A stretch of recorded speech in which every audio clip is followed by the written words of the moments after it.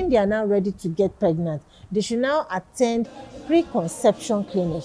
This preconception clinic is available in many tertiary hospitals in Nigeria. Okay, I'm ready to get pregnant too. So doctor will check them with regards to doing a lot of blood tests on their blood level, on the kidney function, on their liver function, if they are taking contraception, when they should stop it, start them on things like folic acid. And if they have hypertension or diabetes or any other chronic diseases that they are taking medicine for, the doctor can check and to see that is this medicine safe in pregnancy, or do we have to change it to when it's safe in pregnancy? Because many women, after stopping contraception, become pregnant and they don't realize it until most of the time like 8 weeks after missing the second period, and by this time development has already occurred.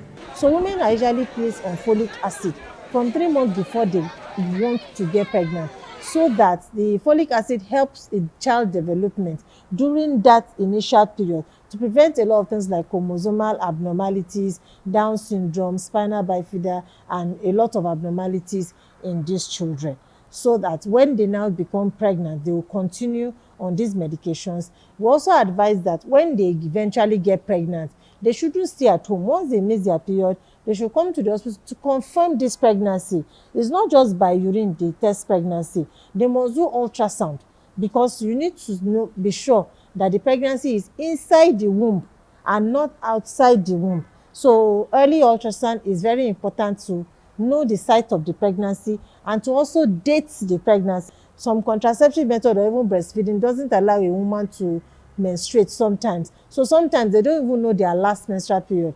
And it's important to do an ultrasound very early in order to enable correct dating and following of her pregnancy. During pregnancy, a woman should come for antenatal as at when due.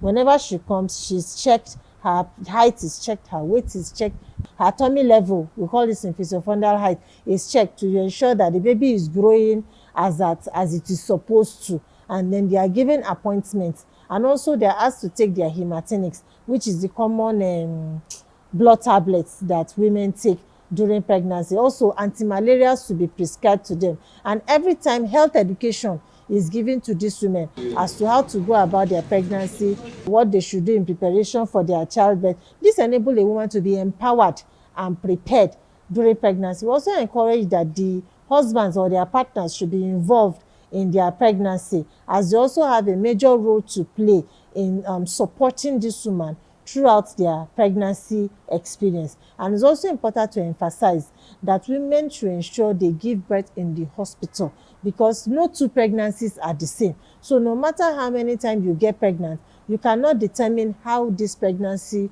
will go. So there's nobody that is too big for antenatal care or hospital delivery. Maternal mortality is a great menace in Nigeria. Nigeria ranks amongst the top 3 countries that have extreme maternal mortality, with over 1,000 maternal deaths per 100,000 live births. This is very, very high and way beyond the recommendation of the Sustainable Development Goals of 17 deaths per 100,000 live births by the year 2030. This is 2024. And as at 2020, this was the statistic.